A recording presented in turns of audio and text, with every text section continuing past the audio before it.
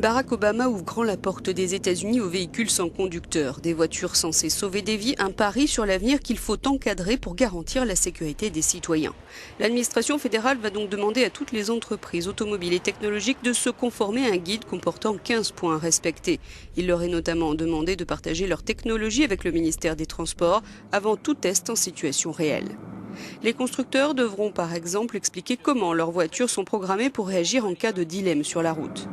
Et il y a des progrès à faire. Sur cette vidéo, une voiture sans conducteur de Google avait choisi de percuter un bus pour éviter des sacs de sable sur un chantier à Mountain View en février dernier.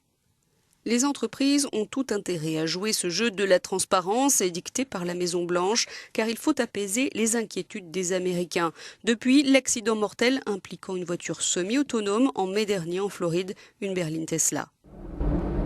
L'an dernier, 40 000 personnes sont mortes sur les routes des États-Unis. Aujourd'hui, l'administration Obama, comme les constructeurs, sont convaincus que les véhicules autonomes peuvent sauver des vies. Je pense qu'une des choses sur lesquelles nous sommes d'accord, c'est que cette nouvelle technologie représente l'opportunité de sauver des vies.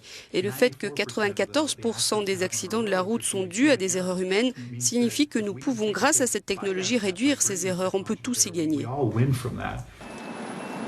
Actuellement, aux États-Unis, les règles concernant les véhicules autonomes diffèrent selon les États. La plupart exigent cependant un conducteur avec permis à bord de la voiture.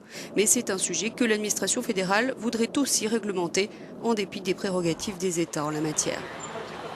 À Pittsburgh, Uber fait déjà des tests pour un service de location de voitures autonomes dans les rues de la ville, très ouverte à ce développement technologique.